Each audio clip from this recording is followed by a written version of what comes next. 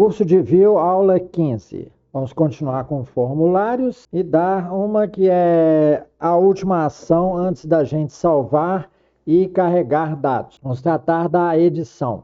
Vocês vão ver que vai utilizar um macete muito simples. Então, a sequência da aula vai ser os VX 013 A, B e C. 3 exemplos. Então, aqui eu já cadastrei 2 dados para economizar tempo. E eu quero que vocês observem uma coisa. Eu vou editar. O que ele faz? Ele joga os valores da linha aqui em cima. Mas aí é o seguinte, para que a gente faça uma alteração e reflita aqui embaixo, a gente teria que ter mais um botão, que seria aqui gravar, edição, qualquer coisa do tipo, e uma tarefa super difícil. Então, observem o seguinte, né? No segundo exemplo, eu estou aqui, coloquei os dados 1 e 2, e aí eu vou editar este dado aqui, o número 1. Percebam o seguinte, o que eu fiz espertamente? Eu tiro o dado da lista, porque ao dar a ação de modificação, eu utilizo o mesmo botão grava e é como se eu inserisse um outro item. Compreenderam? Se eu edito, repetindo, se eu edito um item aqui embaixo, aqui, o de ordem 0, também eu quero que vocês percebam uma coisa aqui. Ele vai lá para cima e agora o de ordem 0 é esse, é o 11. Eu altero, eu posso alterar ou não e gravo. Então, ele foi deletado daqui da lista e eu coloquei a imagem antiga aqui. Então, é como se eu inserisse um novo item, compreenderam? Ao editar um item, imediatamente eu deleto ele da lista e coloco ele na visão aqui do formulário, em que eu tenho o botão gravar, que a princípio é para adicionar um novo produto. Mas se eu deleto de baixo, coloco em cima, altero, é como se eu estivesse inserindo um novo item. Aliás, os novos bancos de dados fazem isso para manter histórico. Eles nunca editam um item. Eles só marcam que o item antigo, ele não vale mais, vai ficar no histórico e na listagem. Ele vai sempre pegar a última ocorrência daquele ID, daquele código. Só que aqui vocês vão observar que se eu edito o item de código 1, eu quero que permaneça ordenado. Edito, faço alguma alteração e gravo, fica desordenado. Então, ao final da sequência, eu quero que os itens fiquem todos ordenados. Então, isso está contemplado aqui nesta última versão, o VX013C, tá? A terceiro exemplo da aula. Observem, eu vou editar no item 2. Agora, segundo os exemplos anteriores, após a alteração, ele entraria no terceiro lugar, não é isso? Não, absolutamente. Ele me ordena aqui pelo código. Eu pedi isso. Então, agora nós vamos analisar as 3 scripts. Lembrem-se, os passos eram editar sem deletar embaixo. O segundo, editar deletando embaixo, porém a coisa volta desordenada. E o último passo foi o item volta editado e a lista toda ordenada pelo campo que a gente pedir. Então vamos às scripts. Primeira, aquela em que o item a gente edita e, no entanto, se eu gravar, vai ficar duplicado, porque ele não deleta daqui de baixo. Então, o único movimento aqui de código que nós precisamos demonstrar é como que clicando aqui na mãozinha, esta parte do formulário é preenchida. Muito simples, vamos no código do A e o botão da mãozinha é esse aqui que dá o EDT-PROD e carrega consigo o K, explicado na aula anterior. Nós precisamos levar um parâmetro, falar qual o item, qual a ordem do item que está sendo editada. Então vamos lá. O que o EDT-PROD faz? Muito simples. Ele pega os proxies da instância da aplicação, code descreve preço e estou carregando só os proxies. Com o quê? Com aquele item do array, cujo índice veio aqui nesta variável idx. Então, itens do array embaixo, aqui embaixo, eu tenho um array. Então, quando eu clico na mãozinha, ele leva um item de array aqui para cima. Isso é feito por proxies com os diversos campos, né? Code descreve preço, igual ao item do array.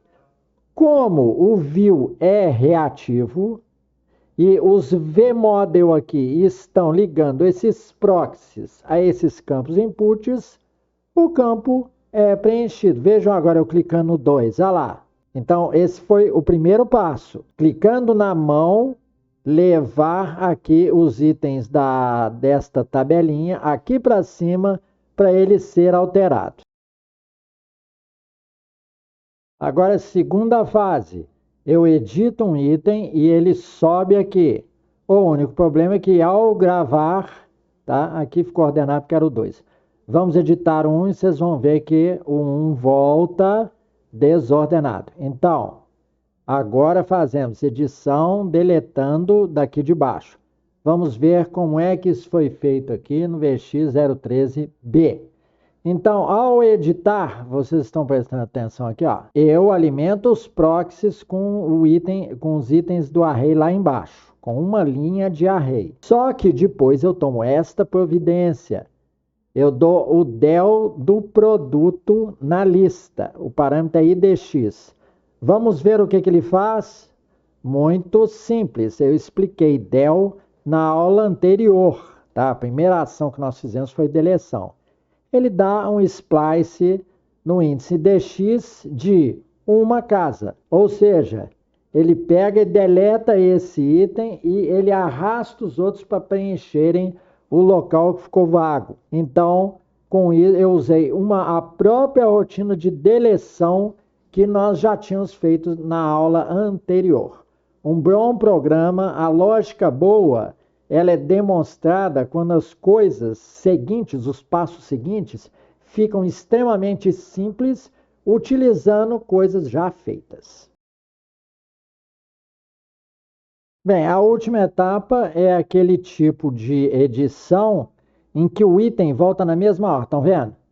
Aqui, se eu não preocupasse com ordenação, vocês vão ver como que é simples a ordenação, vou fazer uma alteração no preço. Se eu não preocupasse com ordenação ao voltar para o array, ele ia voltar após o 3, não é?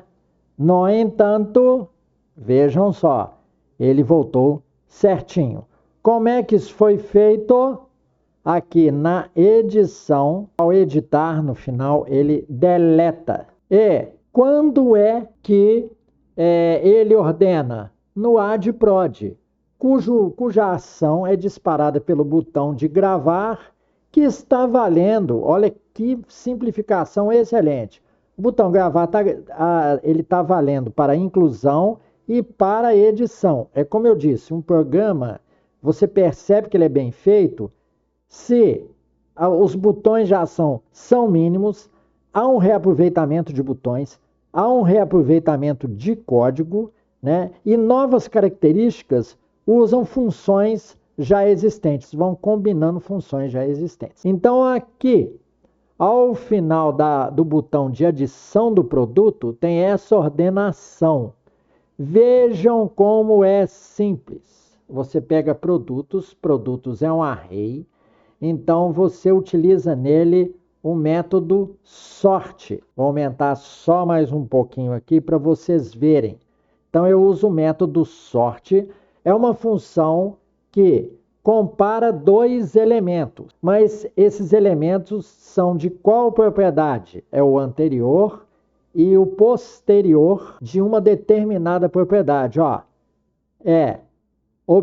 ele compara. Se o código do objeto 1, ele compara dois elementos do array, tá? Ele vem desde cima, 1, 2, 3. Ele compara, por exemplo, o do 1 com 2, o código. Tá? Aqui é que a gente determina, nessa propriedade aqui, qual elemento. Se fosse descri, eu botava aqui descri em tudo. Então ele compara os dois, vê se o 1 é menor do que o 2. Se o 1 está menor do que o 2, está tudo certo, tá?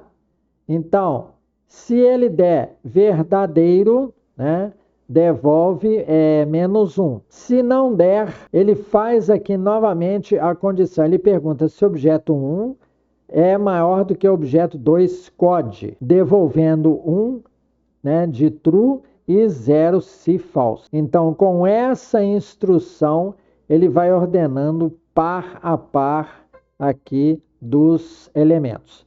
E, se não me engano, isso aqui ele usa internamente o bubble sort. Então, com isso, a gente obtém aqui fora, né, para qualquer edição, né, ou para qualquer inclusão, quando a gente clica, ele já vem ordenado na lista. Então, vamos supor aqui o 3, não, o 2, eu vou editar e colocar nele 7. Observem, o 7 foi para o final o código. Então, agora, vocês têm um modelo muito simples de view, aproveitando só reatividade de tela, que alimenta um array. Aí, na próxima aula, nós vamos tornar esse array persistente. Então, nós vamos tanto salvar os elementos no objeto JSON, quanto também nós vamos carregar a partir do objeto JSON. Então, dessa forma, eu agradeço a paciência e atenção de vocês, e com isso a gente acaba a aula 15.